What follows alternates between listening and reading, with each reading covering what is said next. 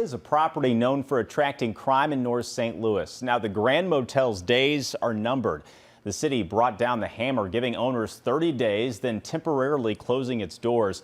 Deion Broxton hears from some who say this closure will just push problems to another area.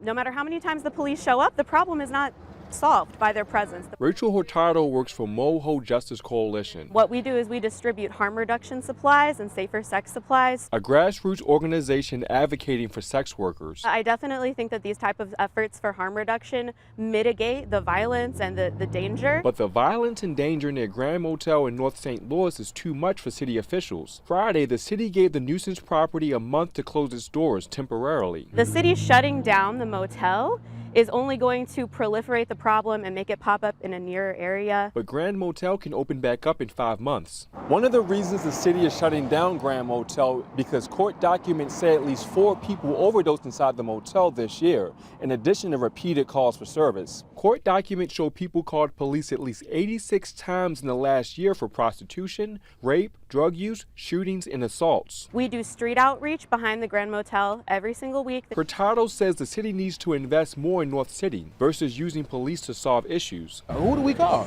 Alderman Brandon Bosley represents the ward where the motel is located. Whatever the community is not doing, there has to be some type of enforcement for those individuals who have to enforce the law. Bosley says the city easily has over 1,000 nuisance properties. We always are working on changing the laws. We still don't have the manpower to actually go out here and address all of these different nuisance properties. But the alderman says he's planning to help sex workers and those struggling with addiction in and around the motel before the temporary closure. It's on us if somebody gets drugged in there and raped. It's on us if somebody go in there and overdose. There is poverty. There is a lack of resources. Hurtado plans to fill in where she says the city falls short, even if people don't agree with her beliefs. What do you say to people who feel like you may be allowing prostitution?